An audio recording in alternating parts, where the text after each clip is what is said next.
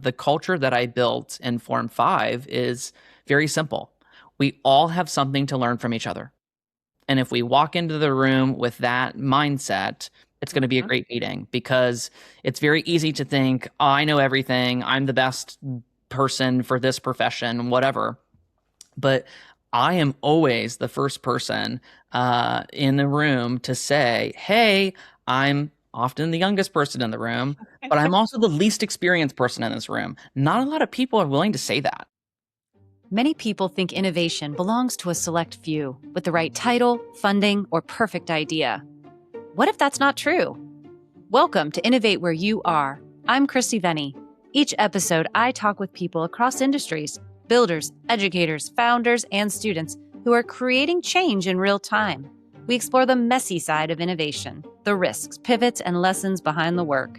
Because innovation starts with curiosity, takes courage, and begins right where you are. Let's dive in. Today's guest is Aaron Westbrook, founder and CEO of Form5, a nonprofit advancing disability innovation through co-design, adaptive technology, and community. Born with an upper limb difference, Aaron has built Form5 around a simple but powerful idea. The people who experience a challenge should help shape the solution. His work spans product development, education, advocacy, and community building, and offers a fascinating look at what human-centered innovation can really be. Aaron Westbrook, welcome to the show. It's a pleasure to have you on. Awesome. Thank you so much for having me. Sure, I've been looking forward to this conversation. I've had the unique privilege of knowing you since you were young. First as your art teacher, and then later I got to see you experiment in a makerspace we had in our school. Even back then, you were super curious and creative and had purpose. Can you remember, like, thinking back to that time about what things were like in that season of your life? Yeah, I mean, the journey has been quite unique, and I think I've always been this curious learner and maybe in unconventional ways. And I think really kind of how it all began is that I just had a very interesting experience getting a prosthetic, being a person with a limb difference around my teenage years. And I think you really two things happened, that experience. And then for the first time in my life, I was connected to a group of people with limb differences. And so I realized that like, this barrier that I'm coming up against with getting the right solution, many other people like me were facing as well. And I think looking back at that time of my life, I was just like so adamant to find a better way, to make solutions that allow people to live full functional lives. That's amazing that your purpose was so strong even when you were young, and it's just continued throughout your journey. You talked about, you described it as a growing up in a two-handed world. And how did those experiences shape your confidence and your perspective on problem solving? Yeah, I mean, I think as a result of being born without my right hand, my arm stopped shortly after my elbow. I think from the get-go, I was a problem solver. The world is not, really designed for people with disabilities. It's kind of designed for a very specific kind of character type. And, I look at my childhood and what I'm doing now in my career, and there's so many things as a child that I duct taped and hacked my way through life. Whether if it was jump roping or any of these kind of like child activities, being able to kind of come up with my own solutions. And I think that's where, when I had that experience in high school and I got my first prosthesis and just realized all the barriers, I really kind of internalized the fact that I, as a person with a disability, know better than anybody else what solution that I need. And so it's like, how do I tap into these things that I've created along the way, and then further develop them so that other people could benefit? Because there's so many times that I hear from, especially our younger families that we work with, they're like, we just didn't even know this existed, or we didn't even know to look for this or to ask that question. And so in many ways, it's like get pulling that information out of people. Because oftentimes the people that we work with, they've like tried something and it's kind of worked. And so we're usually never starting from zero. There's always something there or initial idea that, and I think that really stems from just kind of, like I said, being that problem solver from an early age. And, I think from a confidence piece, I think something that my parents did a wonderful job of as a child was that, they made it very clear to me that, I was born different and there was nothing wrong with that. But there's people who don't understand what that means. And so a lot of, times as a child with the frustration and the confusion of like the staring and people asking questions. And, I think my parents really equipped me, as a child. And I even remember going, getting ready for kindergarten, first grade, my parents would almost kind of like role play scenarios with me. And they're like, what do you say if someone asks you about your arm? And, and I had a response that they kind of prepped me with. And, my parents also said, if someone's being a nuisance and continuing to ask you, Aaron, we give you full reign to give them some crazy story because that's really what they want. So just give the people what they want. And so I felt very equipped from an early age to like navigate the situation, more confidently. And in a way that, again, I feel like I had that autonomy because oftentimes, especially in the school setting, a lot of teachers, they might not have had a student with a limb difference. And so they weren't really sure how to help me. And so in many ways, I kind of had to kind of guide and work alongside them and kind of show them, hey, this is how I do this, or this is the tool that I need to do this, kind of learning together. And that's such pressure for a young person, but I remember you handling it extremely well. You just have always had like that confidence, and clearly your parents had a large influence on you and they gave you the tools you needed so that you could be a person who would advocate for yourself and help others understand. You built friendships and a community that was supportive of you and probably went on and when they went their separate ways to carry that with them. And what an important role and message. We have a saying in my own family, there are people that cry about problems and there are people that solve problems. Which do you want to be? That was the question. And it's never like be a victim. It's, do you want to be a victim, a villain, or a hero? Well, I think we all want to be the hero, but how many people make that choice to say, I'm going to do this, even though there are times it's going to be difficult? I love hearing the courageous little boy in you that when you were younger, just listen, did your thing, and it's turned into an amazing story and journey for you. You also mentioned earlier in our conversation about the community, about others that have limb differences. And you have a blog, Alive with Five, and it seems like you've really been a connector. How has that changed your experience once you started making all those connections and bringing together this community in a powerful way?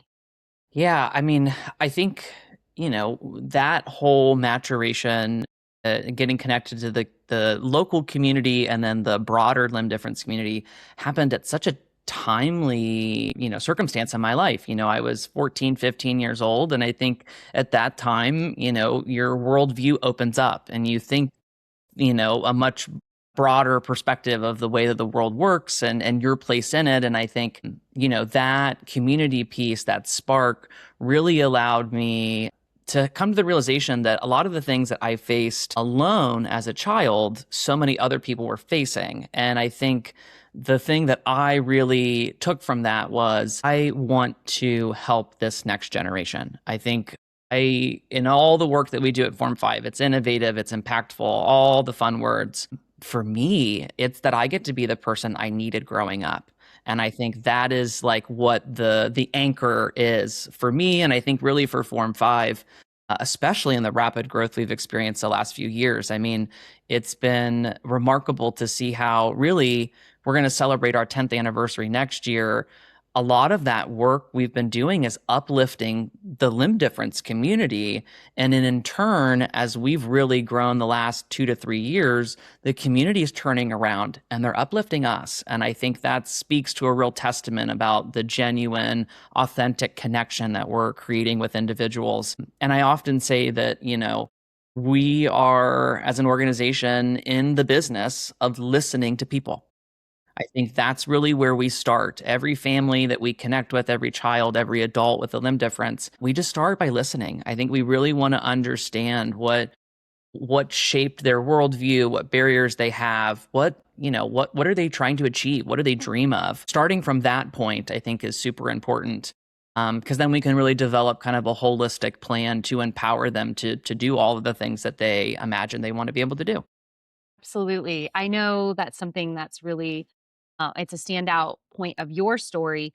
You didn't want people just fixing things for you. You wanted to take ownership and have a voice and have agency in your path, your future, the solutions you needed. So working with all of these clients or partners or how, that you serve means that you listen to them, like you said, and help them to be a part of the process.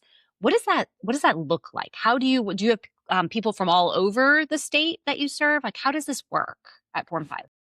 Yeah, so kind of the way that we engage people at Form 5 is really a multitude of ways. I would say a good chunk of it is word of mouth, and we often hear a phrase that it still puzzles me to this day, but it also tells me a lot about the work that we do. We hear a lot from people that you're our last resort. And I hate hearing that because it's like, gosh, I wish we were your first resort, but I don't know how to fix that other than like a hefty marketing budget. But what that does tell me is that we're meeting a need no one else is. And so oftentimes folks will try the traditional route. They'll get a prosthesis for whatever reason it did not work, or oftentimes we see a lot of people, the research they do on the organization, Form 5 is this really out of the box thing. And so oftentimes the folks that find us, they're like, hey, our child has a very unique limb difference. And so traditional avenues won't work for them. Or they're looking to do a specific function or a specific task that's so unique that like nothing out there exists for that. And so a lot of times people find us through those methods. And then really, we have a unique opportunity for individuals to really, again, take that ownership. And so we have a workshop that we run in the fall and in the spring. It's called CoFab. And so CoFab stands for collaboration and fabrication, kind of the two main tenets of kind of what we do at this workshop, where we really walk the talk. We include those individuals with limb differences in the entire process of developing a solution. And so, and I really mean that. It's not a show. Like, we have people with limb differences there every weekend. They're a part of the sketching sessions. Some of them are like, I don't know how to sketch. And it's like, okay, you don't have to sketch. Like, bullet point, whatever you use to get your ideas out there. It's integral for the teams of engineers and designers to hear from your perspective. And then all the way through the 3D printing process. I mean, especially our younger kids, obviously they're enamored by the 3D printers, but I try to get them into the lab and I'm like, okay, you're going to help load the 3D printer. You're going to hit start. You're going to watch it do the first layer. It's a very immersive experience. And I think as a result of that, obviously that autonomy, that experience, they're able to, I think, accept the solution a little bit better than if it was just something where they came in the first weekend and showed up at the last weekend. They're integral to the entire process. They might not know how to do all the steps in the process, but their voice is so important. And, some of the greatest compliments that we receive, especially through that CoFab workshop, is most of the time we hear from people like, I have never felt more heard in my whole life. Like, I felt seen by this experience. These people, these students, these college students, these industry mentors are volunteering their time on the weekend to support that individual in a way that like no one ever really has. And I think that's just really magical. And I think that's kind of the starting point. We try to come up with these ideas in collaboration with those that we serve. And then we look, at the bigger picture, and I think that's where, as an organization, we're really becoming more sophisticated of how do we go from like a CoFab workshop to something that's like a commercial product. Because really there's no limits or bounds to Form 5's innovation. It's just a matter of how do we scale it. And I think that's the neat part, is that this isn't something that we just create for one person. It's something that could help a lot of people. You have shared so many things right now that I am interested in learning more about. I know I won't remember them all, but I'm going to do my best. I'm curious. So, the process you described in your spring and fall workshops for those who co-design, collaborate and help with that creation, that's phenomenal.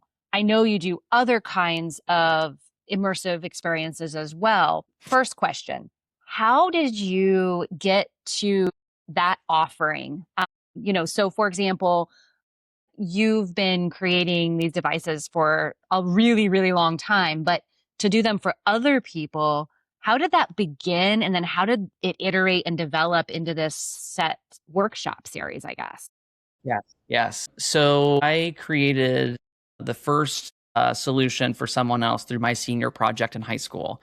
And that was kind of the first kind of like recipient of Form 5. And I wasn't sure following graduation how would be the best way to go about this. And, I realized I needed to get both the expertise in the room, but also, of course, the community in the room. And so I had this crazy idea for this workshop. And what's crazy is it started in 2019, and I probably was laughed out of every single corporation's office at that time because I basically went to them and I said, "Hey, I'm this 19-year-old. I just started this nonprofit. I want to pull all these different stakeholders together and I want to create solutions for people with disabilities in 4 days." And all of them were like, "Yeah, okay, sure." They're like, "What? Shouldn't you be in school?" Like, I think a lot of them were just like shocked that I was even there. Mm. But there was a few companies that I think they were very interested and inquisitive. And I think the ones that said yes, I think more than likely were like, we just want to see what's gonna happen. And thank goodness that they said yes. I mean, there was a few companies locally, design firms that said, yeah, we'll host this and we'll, help where we can. And but we did it. I mean, that first CoFab, we worked with 5 individuals. We didn't have nearly as many students as we should have. I think there was like 2 students per one recipient. Wow. And we did it in like 4 or 5 days. We developed solutions from scratch, really building the curriculum, the process as I went. Huh? But I think the common thread to all of it was, what I had found to be true is that I, as a person with a limb difference, knew what I needed. And so it's like, let's just create the experience that puts those people in the driver's seat. And I think the thing that I didn't realize, and maybe CoFab helped me realize, especially now, however, many CoFabs we've done since 2019, the impact of Form 5 extends beyond people with limb differences. We have individuals that are volunteering, they work for major corporations in an engineering role, and they like their job, but they come to Form 5 on the weekend and they're like, yeah, this is why I'm an engineer. This is why I'm a product designer. It's different. It fills their cup in a very specific way, and the impact is real. It's genuine. You can see it in front of you. And so like there's that impact. There's the impact on the students. The students are able to, really dial in what they're passionate about. Outside of academics and really apply that knowledge and learning again in a very impactful way. And so CoFab, I think, is definitely the heartbeat, I think, of Form 5 and the way that I think we are able to engage so many different stakeholders in the process and impact them throughout the whole experience. You shared that part about others that do not have limb differences and how they're engaged. That was my next question. So if someone is listening to this and they're thinking, "Oh my gosh, I would love to be involved in one of these workshops or I would love to support this organization," what's the best way for them to get connected with you? Yeah, I mean, reach out through our website or social media. We're on all the platforms. I always tell people that want to get engaged that CoFab, depending on your age, I would say CoFab's more college to, industry professionals. It's a great like on ramp to the organization. And I always tell people that like they're going to get the Form 5 bug and they're going to like stay involved. I mean, to the point where we have students that graduate college and they get into industry and they come back as mentors. So like we have this really nice ecosystem that we're developing and the mentorship piece and the networking. And Mm.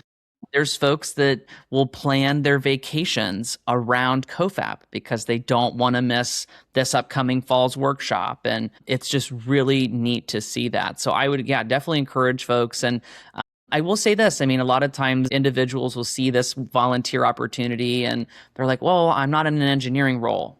I don't do that in my day job. But like, if you're a tinkerer, If you like to build things, if you like to Hmm. problem solve, that's really what we need. You can Yes. learn all that other stuff along the way. Yes. And so I think that's where I always try to tell people there's so much opportunity to get engaged. Uh, it's really just having a passion and a willingness to learn and just jumping in and helping out. So Well, I think giving of your time and your talents and connecting with others on purposeful endeavors is one of the most rewarding things to do, and one of the things that I think people, when once they do it, like you said, they get hooked because our lives are so busy. But when you make time to do really impactful things, you never regret it. It's one of those things that these are the moments that matter in our lives. True connection, truly helping others. It's not always about massive donations, those are great too, but sometimes it's getting involved and seeing up close what that impact can be, and you learn as well about yourself and you make new friends. It's so fantastic that you support that ecosystem, and you've brought people together from a very young age. And I'm curious, Form 5 feels bigger than prosthetics. It feels like it's confidence building, it's identity building, possibility building. When you think about the mission today, what matters the most about your work? my gosh, it's such a tough question. I think the thing that matters most about the work that we do, it has to be the inherent connection to the people that we serve. I mean, I think that is our competitive advantage. I think we engage the community in a way no one else does. We listen in a way that no one else does. And, I think the exciting part about our growth is that we're thinking bigger. We're imagining bigger ways that we can serve the community, but the broader community. I think, we approaching our 10-year anniversary. I mean, we have our sights on taking this thing into, becoming a national disability organization. And I think that's where we are really starting to dive into how do we make that happen? How do we scale these solutions? So that everyone can be able to enjoy all the activities that they want to enjoy. And I think, I have kind of come to this realization probably over the last few years that like I don't want to coddle our innovation. I think there was a level of I think, I started this so young and I had to get through my undergrad and I kind of had to pace myself, which I don't think I did a great job of, but I did pace myself. We don't want to coddle it. Like it's amazing that, we have a product we're testing for riding a bicycle. About 30 people have tested the product over the last 4 or 5 years. That's great. 30, 40 people have the product. That's Mm, not enough. Like right. there's way more than 30, 40 people that want to be able to ride a bicycle. Yes. And so that's kind of the new growth era of the organization is how do we make that a reality? How do we take this one solution, this individualized solution, and extrapolate it and really help a lot of people in a lot of different areas of their life? So it's Yes. much bigger, I think, than prosthetics. I think we've even intentionally dropped that from our branding. Okay. It's really more adaptive products, and that could look like a lot of different things, but also it looks like a lot of different types of disabilities. I think Right. we are starting to limb difference is a new term, probably within the last decade and a half that it started to be used, both from a societal standpoint, but also even within the medical setting. It's more encompassing. Limb Hmm. difference includes both folks who were, congenital, who were born this way, also folks that it happened, was acquired through an amputation, some type of tragic incident in their life. But it includes both of those sides of the community. And I think we could even extend that out further. I mean, I think there's people who have neuromuscular diseases Hmm. that have lost function of their hands or their limbs. Sure. Arguably, that's a limb difference. And so, Hmm. why do we have to box ourselves in? Right. And so, we've started to take on more cases that kind of broaden the definition of what we originally thought of limb difference. Mm. But again, I think that speaks to the mission of the organization and trying to empower everyone to interact with their world more successfully, especially when they have access to the right tools. Absolutely. And I appreciate you clarifying that widening of your lens because that truly is that next step of scaling growth and innovation and the people you can impact. You have helped people. You mentioned riding a bike, people bowl, play instruments, sports, lots of things people just take for granted that if you don't have a limb difference, then it's not something you even think about. Is there a particular story or moment with someone you helped that stayed with you?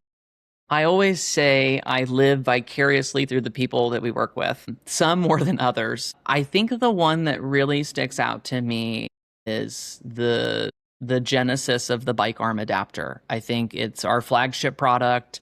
It's come about so organically, and so the woman we created it for, she hadn't really been able to ride a bike as a kid. She's middle aged. She had a dear friend of hers diagnosed with cancer. She wanted to ride in Pelotonia. I almost had to I didn't almost, I did have to convince her to do CoFab. I think sometimes people with disabilities are the most selfless people where it's like, oh, no, no, no, no, someone needs it more than I do.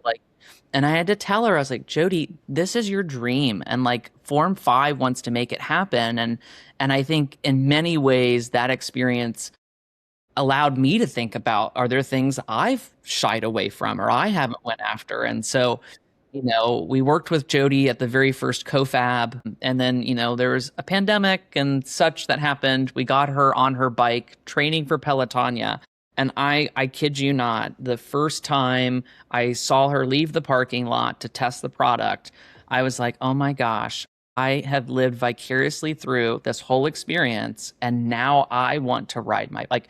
I was like, when was the last time I rode my bike? Like, Oh my God. why did I stop riding my bike? And all these things. And Well, so, Aaron, that's absolutely that leads into what I wanted to ask you. You did a Miles That Matter bike fundraiser, bike ride fundraiser, which I think you went like 190 miles or something ridiculous. it, Amazing to raise awareness and support. Can you tell us a little about that experience? yeah. So basically kind of connecting the dots here, the experience of seeing Jody get on her bike, basically 2 weeks before Pelotonia that year, I looked at my one intern and said, hey, the 2 years it took to get Jody on her bike, could we make me an adapter in 2 weeks? Because I want to ride with her. So Oh I my think God. this natural overzealousness has always been in my DNA.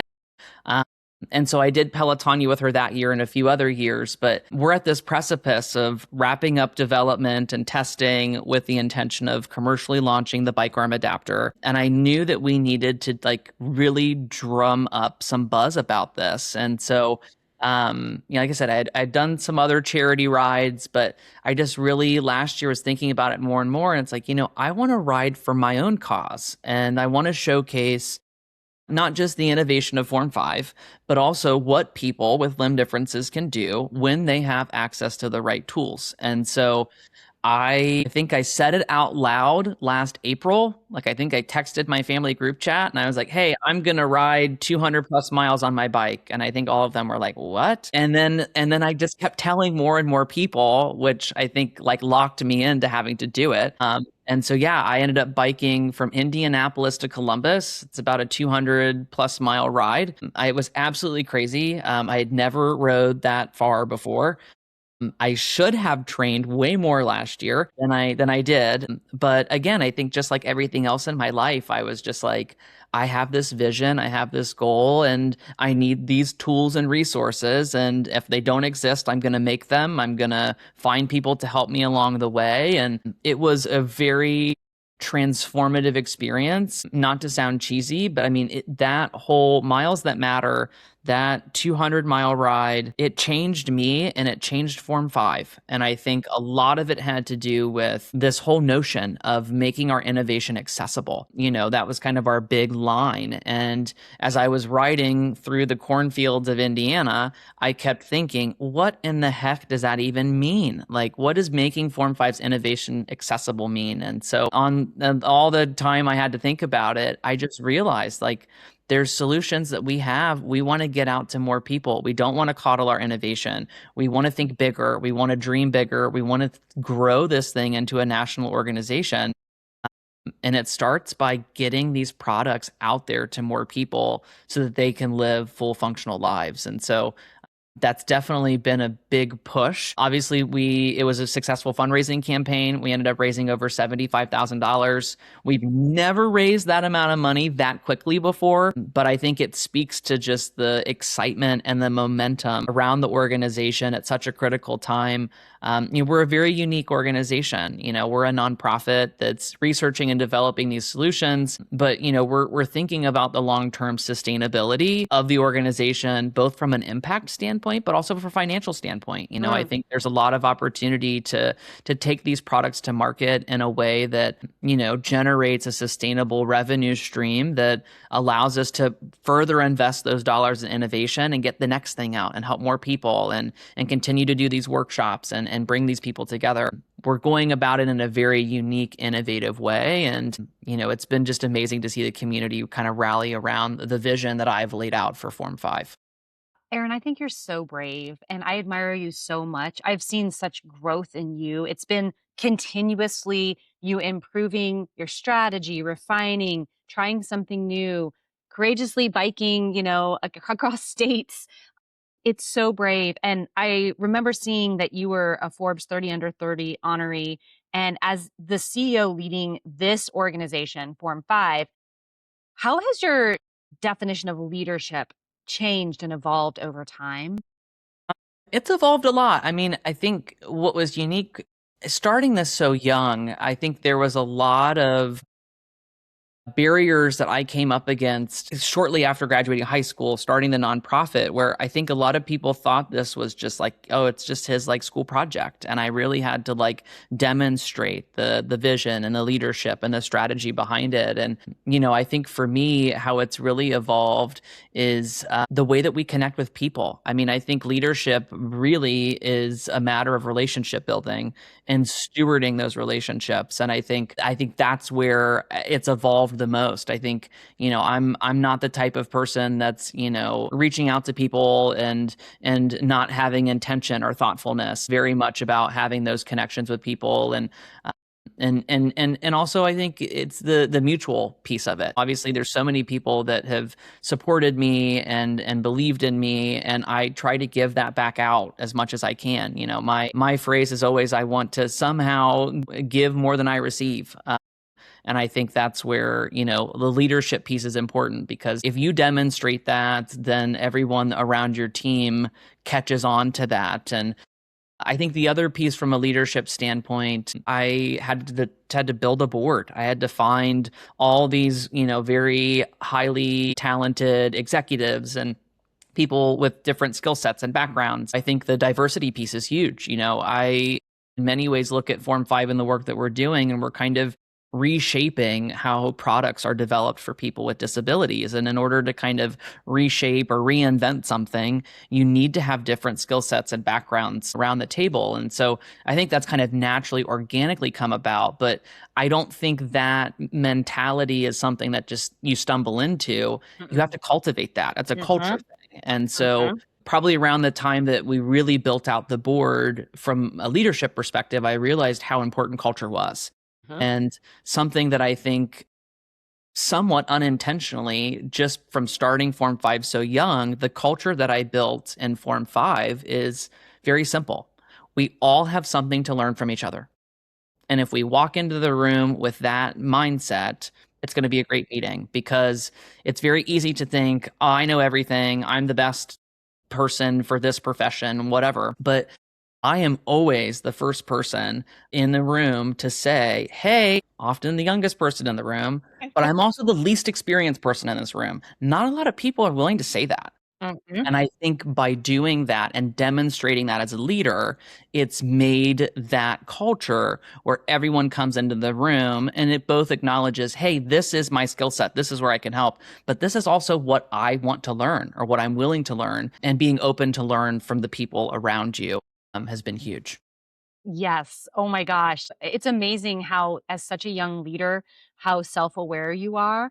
And when you mention diversity, that cognitive diversity is a gold mine. It is absolutely not only the right thing to do, but the best thing to do. And as a young leader, for you to be able to assemble a board that had that was really, really powerful, because a lot of times people choose people just because they know them or because they are like them.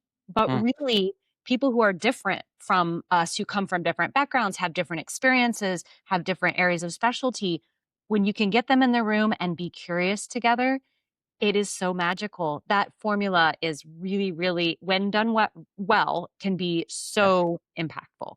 So Yes. I love how you explain that. I think that'll be really helpful to a lot of our listeners. And even if it didn't start out completely intentional because you were figuring it out, now that you've been doing this for several years, you've had time to refine and recognize that matters. And you keep showing up saying, I'm curious. I still don't know everything, even though I am the leader and I've been doing this. A lot of people older than you are not able to do that still. So it's something definitely, I think that's your strength and sets you apart from other CEOs. Yeah. No, absolutely. And I think it's something that I mean, even in the growth we're experiencing now, I woke up this morning and that was like the first thing I thought about is, we have a board meeting in a few weeks. We're navigating all these really big growth opportunities and I'm like, this is another season where I just need to just get in the boardroom and just say, "Hey, I've never done this before. Like, help me figure, let's all get together and let's figure this out." I think it just reduces that like inherent anxiety around the situation. And there's a phrase that I really like. We actually have laser cut the letters out. We actually have it on the wall at our office. The phrase is learn like a junior, lead like a senior. And I think that is like so integral to the organization because there's times where I've had to lead like a senior. I've had to lead like I somewhat know what I'm doing or have an idea of what I'm doing and just kind of go after it. But there's other times where I've had to be like, hey, I'm still very much a junior and I'm trying to learn. And I think you have to be able to demonstrate both of those things. Mhm. It's that Absolutely. coachability piece, I think, is huge. Yes, I that's a word that I would use to describe you. You are very open to feedback, and feedback is a gift, but many people don't see it that way. But you've always been very eager to keep improving and for the purpose that you're serving. It's not about your ego, it's about what you're working on. And that's so key and just really respectable too, I think. Thank you. So you have been an advocate for systems and laws to evolve alongside of innovation. So you're not just creating solutions for individuals, you're really looking at this much more broadly. You mentioned the word ecosystem. So you have thrown yourself into this from all aspects. Was there a moment when you realized that your voice could create broader change beyond just your organization? There's been, I would say, several moments. I think the one most notable that comes to my mind was the opportunity that I had in 2018 around regulatory reform with the state of Ohio. At that time, the 3D printing technology and process was not included in the language for developing prosthetic assistive technologies. I was a part of that regulatory reform push. I had the opportunity to speak at a press conference with Lieutenant Governor at the time and was really able to kind of advocate. And I realized that there's some industry forces that aren't always keen or supportive of the work that Form5 is doing. But for me in that room, it was less about that and it was more about showing up for my community.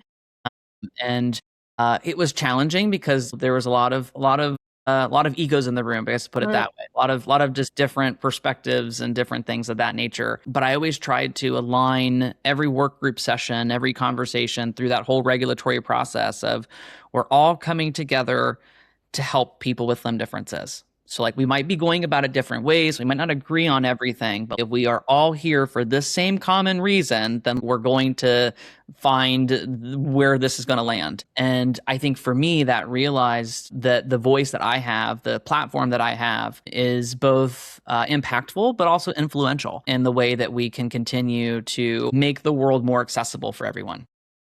How courageous of you to be in that situation, your younger self, and to recognize, wow, there are organizations, industry leaders, people who are actually against the things that are good for people, such as myself and my community. And I need to be an advocate and I need to stand up to this. What a moment to be in that feels very pivotal. I can sense what you probably felt in that moment, but the fact that you definitely handled it well and looking back, know you have that as part of your experience, your core, that it's built into you now. When you look forward, you can continue to know the reality of the situation and know some of those levers that you need to pull to keep your mission driving forward, essentially.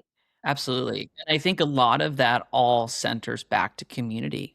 We host an annual limb difference celebration for the state of Ohio. April is the National Awareness Month for limb differences. And I had this idea for this event, and I invited all these industry people and all these other, like our quote unquote competitors. Mm, I don't care. It has nothing to do with ego and competition. It's for the community benefit. It's the mhm, idea is, how do we get every resource in the same room on the same day for the community benefit. It's not mhm, for Form 5. It's not for it's for the community. And I think that's the central link to all of it. We always go back to the community. I mean, the things that we create, we don't just create them because we think someone needs them. Someone from the community reaches out to us. These programs, these events, I mean, the whole limb difference day concept came from a young girl who, locally here in Ohio, wanted to have friends that looked like her. And her mom reached out to me and she's like, can we do some type of, I was like, yes.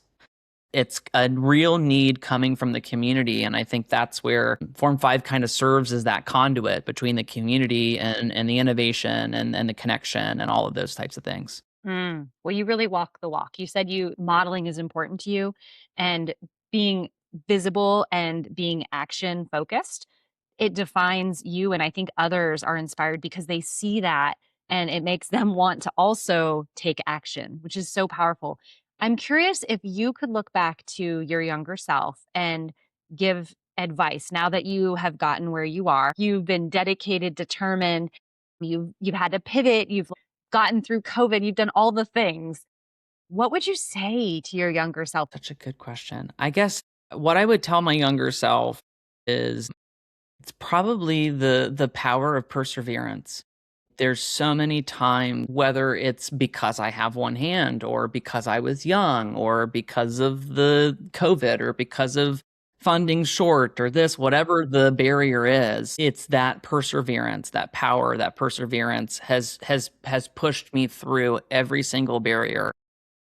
And I think some of that, I think, is obviously stemmed from having a limb difference, and that just tenacity, I think, has been the absolute common denominator for me. And I would tell my younger self to continue to persevere in every single barrier that comes up, because it's a matter of it's not what what I can't do, it's how can I figure it out.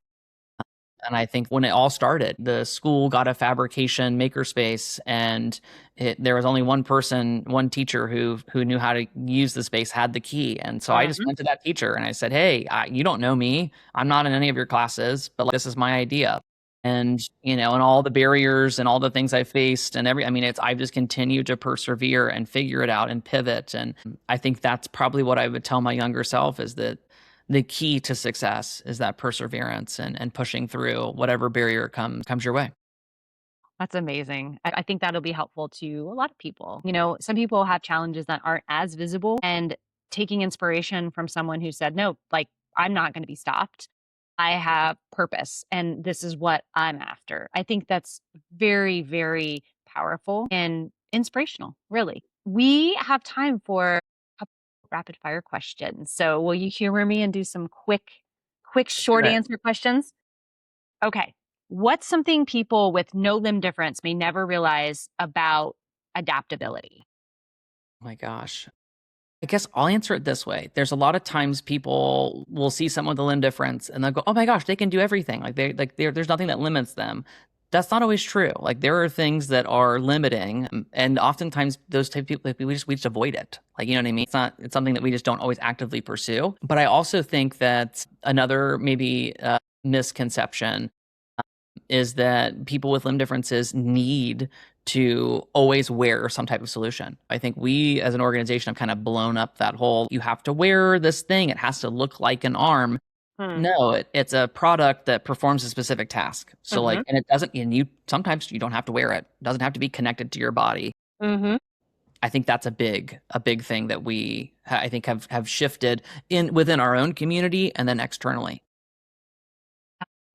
What's something that you are really curious about right now? Hmm. I'm genuinely curious about all this advancement in technology that we see. It's obviously hard to avoid, Mhm.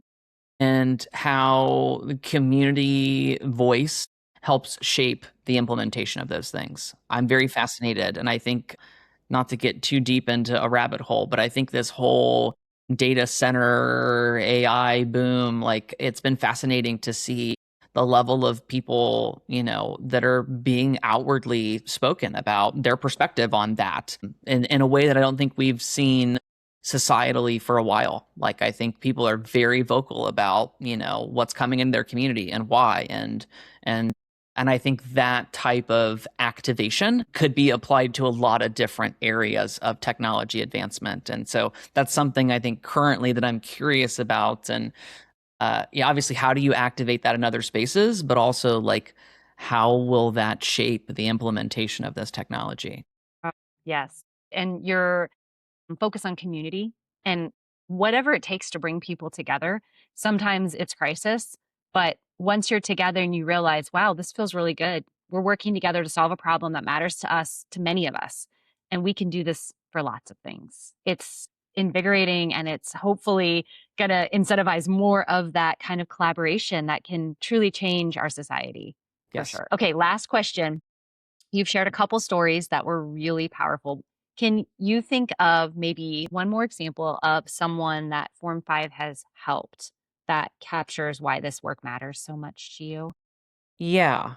So we worked with a gentleman at our spring CoFab last year, so spring 2025. He has a neuromuscular disease. He's basically losing function in his hands in middle age. And he's a creative, he's artistic, he likes to build things, but he's a designer. And I think what was really unique about his CoFab is that he familiar with the design process. So there's always a level of kind of explaining the steps of the design process to a lot of the people that go through CoFab. He understood it, and I think as a result, we were able to move more efficiently. I think what's unique about his story is that it was very much about thinking about how do we ask the right questions to get the right information to develop the right solution. Because you could make a solution 20 different ways, probably even more. But how that solution is developed is based off the first question that you ask.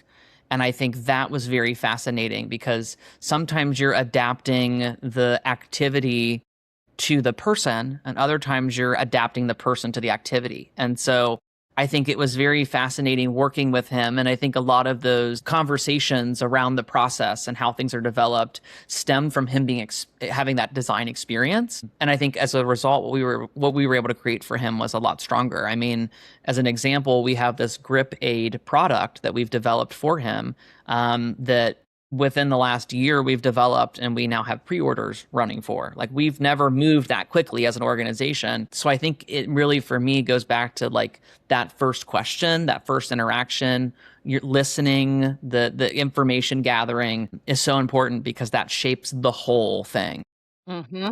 And so and just working with him, he was a wonderful guy, and continues to be involved in the organization.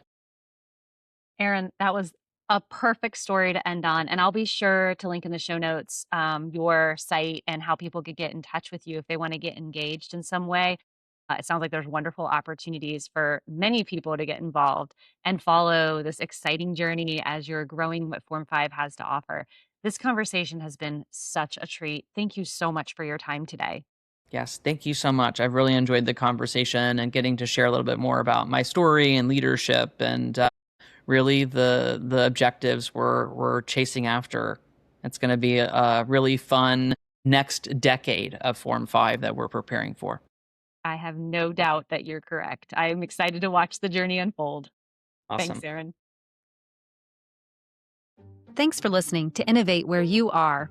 Check the show notes for links and resources from today's conversation. If you'd like to support the podcast, you can do that at buymeacoffee.com/Christy Venny. Until next time.